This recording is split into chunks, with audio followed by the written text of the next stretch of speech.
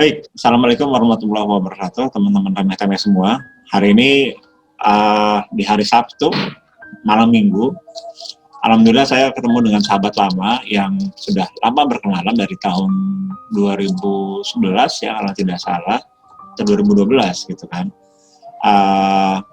Beliau ini adalah seorang musisi, kalau bahasa dia itu ngamen ya, dari kafe ke kafe, bermain band gitu kan.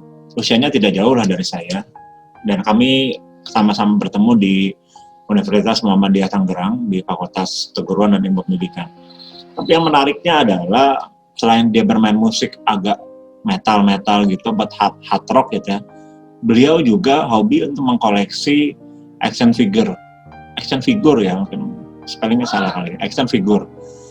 Ada yang dari DC dan juga ada yang dari Marvel. Maka saya menyebutnya musisi yang bermain musik ala Marvel. Atau itu dapat lisensi apa tidak? Namanya adalah Elevandra Deswan. Assalamualaikum, Pak Deswan. Waalaikumsalam, Pak Ari. Sehat, Om? Alhamdulillah, sehat walafiat. Wih, background-nya Superman tuh, pakai Superman Indonesia ya. Habis 17-an kemarin. Oke. Kita remeh-temeh ya. Jadi remeh-temeh itu sebuah acara obrolannya santai, walaupun topik-topiknya orang-orangnya itu bukan orang-orang santai dan bukan orang-orang sembarangan. Masuk seperti ente nih Om, orang-orang yang keren lah, karena kan musisi dan juga hobi tokoh-tokoh action figure yang kebanyakan itu ada di komik ya. Itu sejak kapan sih suka mengkoleksi tokoh-tokoh action figure itu? Mulainya dulu dari pas zaman kuliah ya. Kuliah itu udah suka, cuman nggak banyak koleksi banyak, cuman beberapa doang gitu. Terus sempet berhenti, sempet nggak minat gitu. Ngapain sih? Cuman karena ketemu sama komunitas yang sama, teman-teman yang sehobi, akhirnya jadi istilahnya ada yang mulai ngeracunin lagi kan, nih coba ini, sampai akhirnya kok nggak nyadar, kok dikumpulin, kok makin kemari justru malah banyakan nambahnya dibanding yang kan sempat ada yang mau dijualin juga buat didagangin lagi.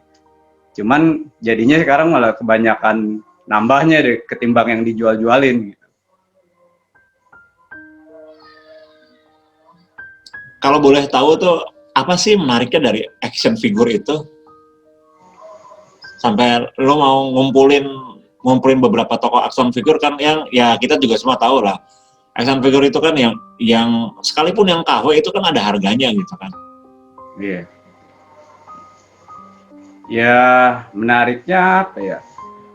Ini sih ngomong soal hobi ya, kan nggak beda jauh kayak pertanyaannya. Orang yang hobi piara burung hias, ya kan?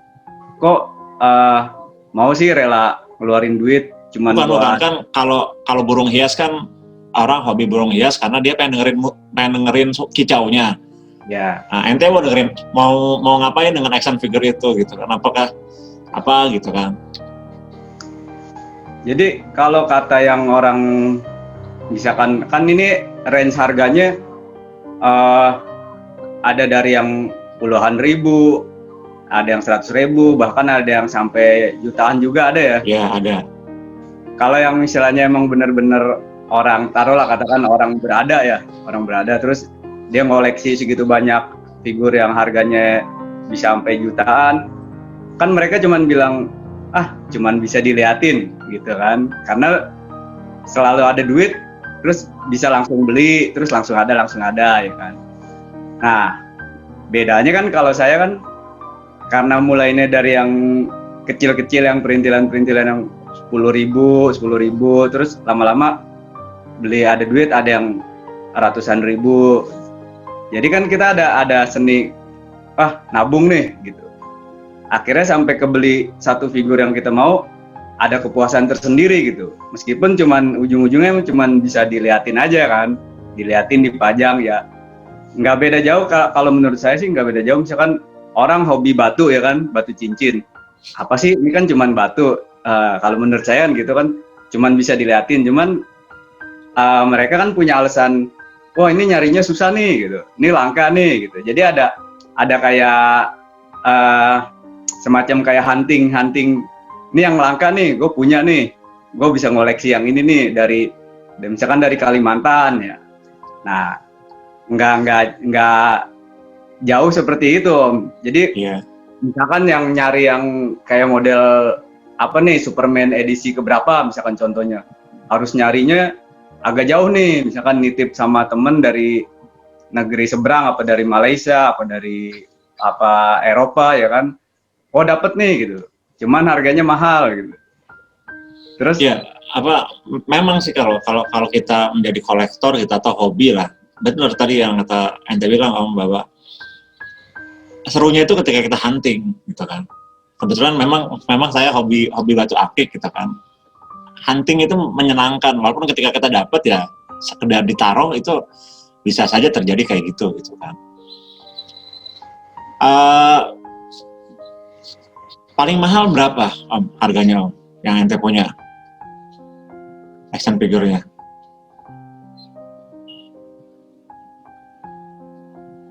Halo?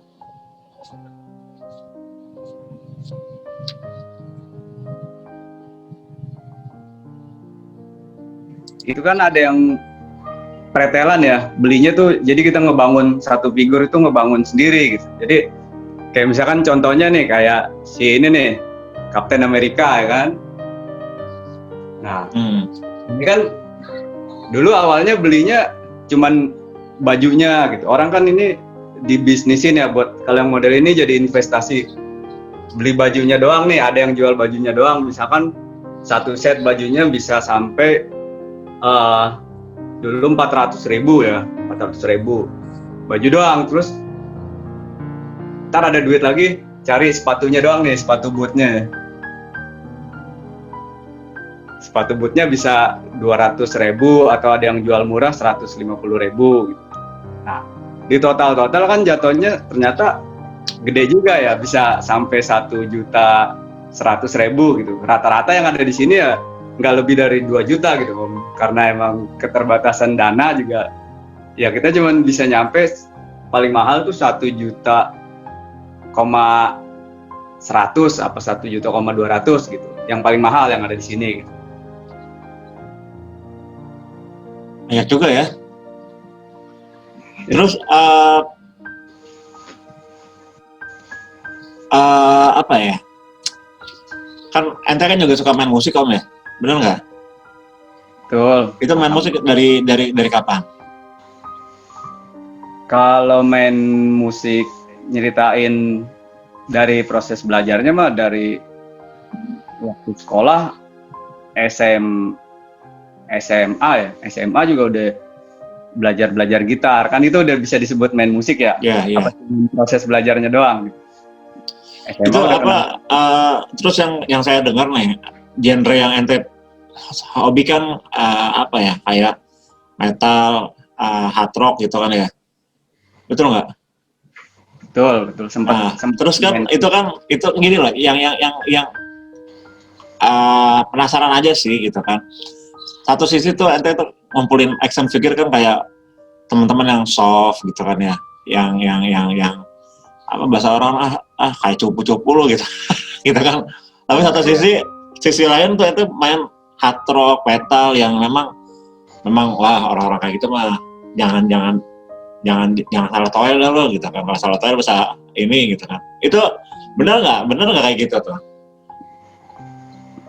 Maksudnya ada gini loh, satu sisi kan kalau orang-orang yang beli action figure kan orangnya santai, relax gitu kan, apa damai lah gitu kan. Karena kan itu tadi ngumpulin action figure itu kan karena harganya itu kan berarti kan orangnya tuh ya orang-orang yang memang introvert gitu kan ya. Tapi kan orang-orang main musik kan lebih banyak keluar, apalagi yang ente pilih genrenya tuh metal, hard rock dan segala macam ya. Itu kan itu persepsi sebagian orang ya. Nah, tiba-tiba Om Deswan ini punya dua-duanya, mengumpul action figure yang tadi karakter itu soft gitu ya, sama yang main musik tapi yang memang metal gitu kan. Nah, Benar nggak? Ya bener, dan itu banyak Keren dong yang berarti. model-model kayak saya juga banyak tuh ketemu di grup, di komunitas. Misalkan di grup, kan ada grupnya di Facebook nih, kayak di grup ini ada, saya aja ikut sampai 4 grup yang model-model sama mainan ini. Ternyata begitu kenal-kenal dari Facebook, kenal di grup jual beli ya, grup ada yang ngoleksi mainan ini juga. Ternyata ada nggak banyak, nggak sedikit yang suka sama musik ya kan. Karena jadi kuncinya itu pada dasarnya sama-sama suka seni gitu. Iya. Jadi Om Ari udah paham belum maksudnya? Iya. Kalau lihat dari seni, memang koleksi action figure sama main musik ya sama-sama seni, benar. Betul. Walaupun yang satu seninya lembut, yang satu agak keras gitu ya. Keras.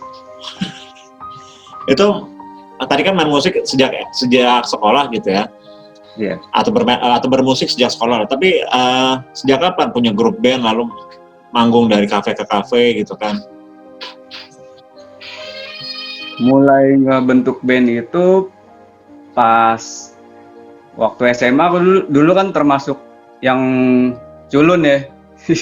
Maksudnya nggak bergaul di luar gitu, di rumah aja gitu, anak rumahan. Jadi cuman main gitar sendiri ya kan, sendiri, terus punya keyboard punya bapak saya mainin sendiri. Jadi belum ketemu teman-teman ngeband. Akhirnya kan karena seiring waktu ketemu, ngobrol-ngobrol sama teman-teman di rumah yang sama-sama suka musik, jadilah kita bentuk band-bandan lah gitu ya kan. Istilahnya belum yang main-main kemana-mana gitu, paling cuman taunya ada festival. Nah, sampai akhirnya kenal banyak orang yang sama-sama suka musik. Ada yang main sampai jauh, sampai main ke kafe gitu. Nah, itu mulai sekitar pas kuliah udah mulai ketemu teman-teman yang suka musik juga gitu. Tapi mereka lebih serius nih ininya, scene-nya, gigs-nya lebih serius, sampai yang buat menghasilkan duit, nyari duit gitu kan, istilahnya ngamen ya, dari kafe ke kafe gitu. Nah, baru tuh dari situ mulai ketemu, oh si A si B nih lagi nyari pemain gitar atau lagi nyari pemain bass, ketemu, ayo gabung gitu. Ternyata pas dicobain ada bayarannya kan, wah dapat duit segini bayarannya per bulan, dari bayar per minggu. Oh itu berarti mulai manggung itu setelah kuliah ya gitu ya? Iya. Itu benar nggak bro kalau misalkan main musik band itu dekat sama hal-hal yang nggak benar, kayak misalnya dekat sama narkoba ataupun minuman keras, benar nggak? Atau tergantung orang ya?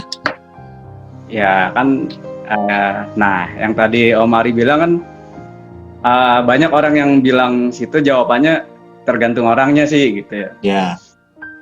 Cuman kan memang nggak bisa dipungkiri ya, emang banyak dari cerita-cerita yang udah kan, banyak emang orang-orang yang suka musik, bahkan bukan pemusik aja, orang yang main film juga kan, karena mungkin dia bilang sih alasannya buat buat ngedatingin inspirasi ya kan, buat membangkitkan motivasi ya. Padahal kan itu memang benar, balik lagi ke orangnya gitu. Yeah. Artinya terlepas dari pekerjaan profesi orang-orang bermusik atau orang-orang bermain film, apa sekarang kayak artis-artis yang banyak terjerat narkoba kayak gitu kan, memang kalau ngelihat balik lagi ke gaya hidup ya, orang semakin sukses dengan profesi yang seperti itu, artinya santai ya, terbuai sama suasananya, nyantai nih, nggak kayak jam kerja karyawan, kayak orang biasa harus bangun pagi, pulang sore, atau lembur sampai malam kan. Kalau yang namanya musisi akhirnya nyantai, kadang nggak terlalu mikirin duit ya. Yang penting gue bisa main musik aja udah seneng nih gitu. Mood-mutan orang seperti itu. Akhirnya dari pergaulan juga emang bener, nggak dipungkiri itu dari pergaulan orang-orang yang istilahnya yang seneng musik, ntar ketemu sama si A yang orang doyan sama narkoba, jatuhnya lingkungan itu yang ngebawa gitu. Lingkungan juga jadi faktornya ya. jadi faktor utama juga. Om balik lagi nih, ada berapa action figure yang sudah dikoleksi jumlahnya? Kalau mau dihitungin dari yang pertama kali ngumpulin sih, kita nggak inget ya, bisa sampai ada, kalau dihitung-hitung ya sama yang sekarang kejual gitu, maksudnya ya bisa ada 50-an gitu. Oh, banyak ya. Yang dari yang model skala 1/12 sampai yang sekarang 1/6 nih, ini kan skala 1/6 ya.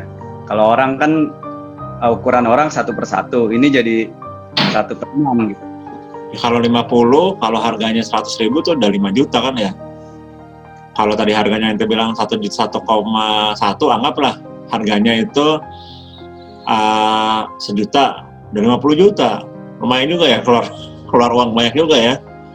Iya. Nah, tapi kan balik lagi ke flashback, barang-barang yang udah dijual ya. Yang udah dijual juga banyak banget kan. Itu kan yang punya saya banyak yang dijual ke Om Ari, juga ada yang nampung kan, beberapa action figure kan. Iya. Iya memang. Ya, kalau memang sih kalau koleksi action figure itu kan apa ya? Kalau saya pertama sebagai etalase koleksi gitu ya. Lalu kan ke anak-anak juga main gitu kan.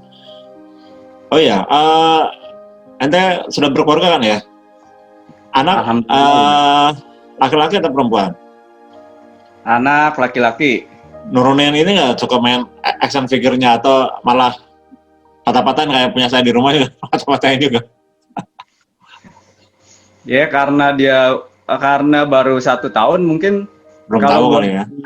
Kasih mainan ini ya mungkin juga dia nggak terlalu, kita beliin mainan nih apa mobil-mobilan yang plastik, robot-robotan, dia tuh nggak terlalu yang interest sama satu mainan itu. Iya. Itu malah kayak misalkan contoh nih, kita punya kardus bekas apa, makanan atau bekas HP, bekas charger, itu dia lebih tertarik sama yang barang-barang yang sebenarnya bukan mainan gitu.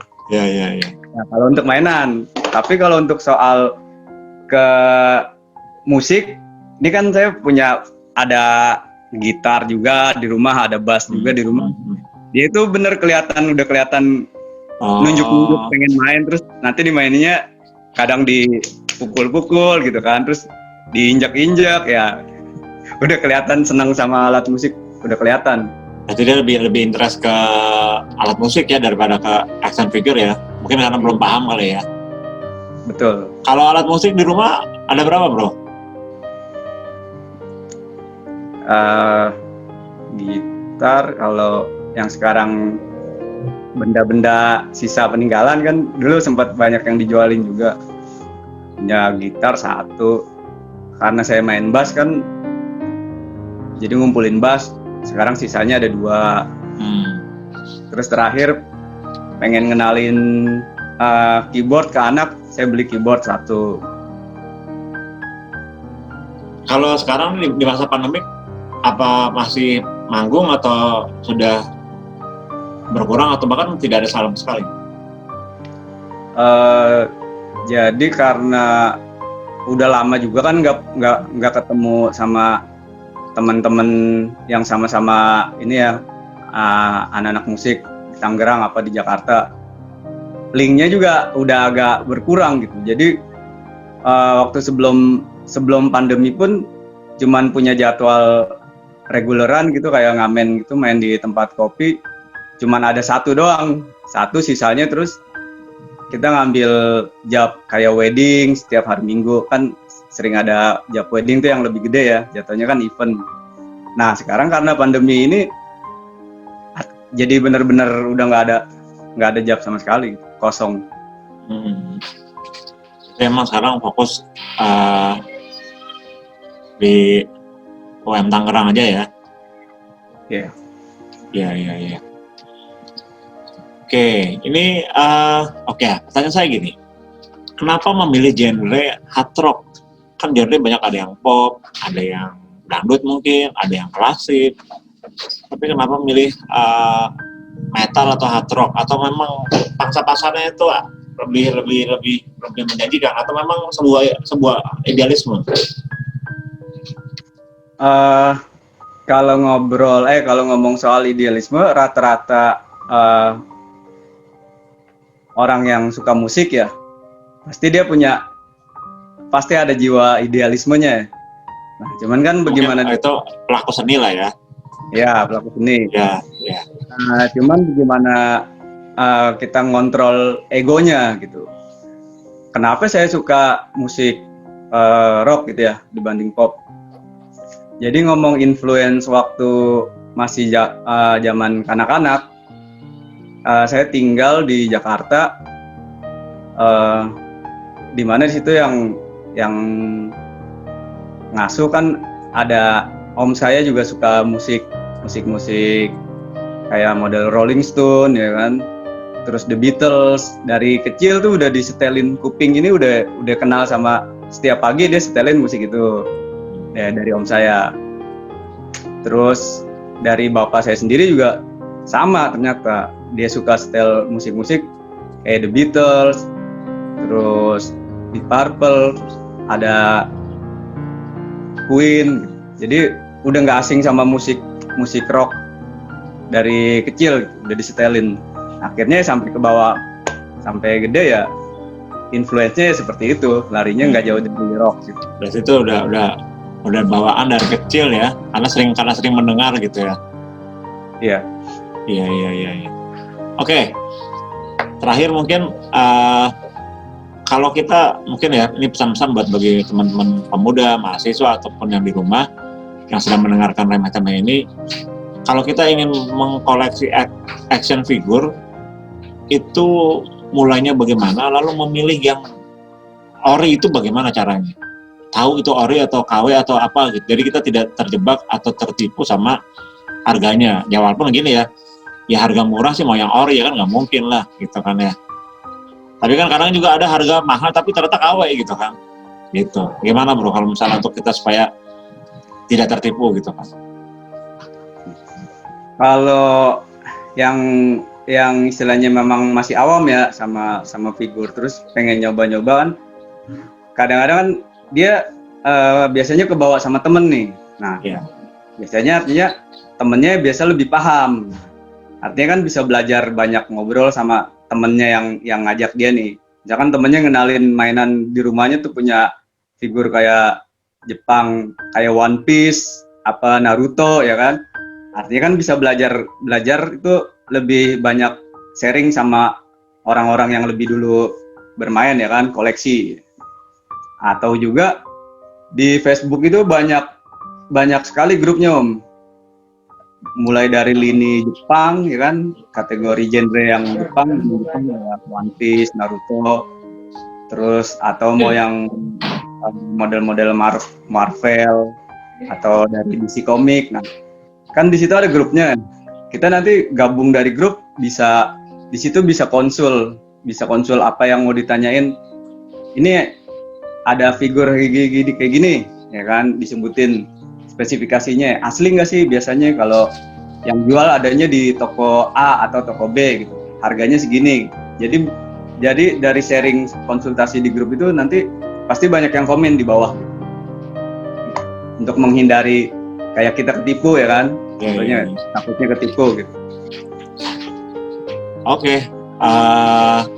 Mungkin sebelum saya betul-betul diakhiri, bagaimana ini tips terakhir dari Om Deswan, bagaimana kita menjadi musisi, menjadi seniman, terus bisa terhindar dari narkoba dan sebagainya?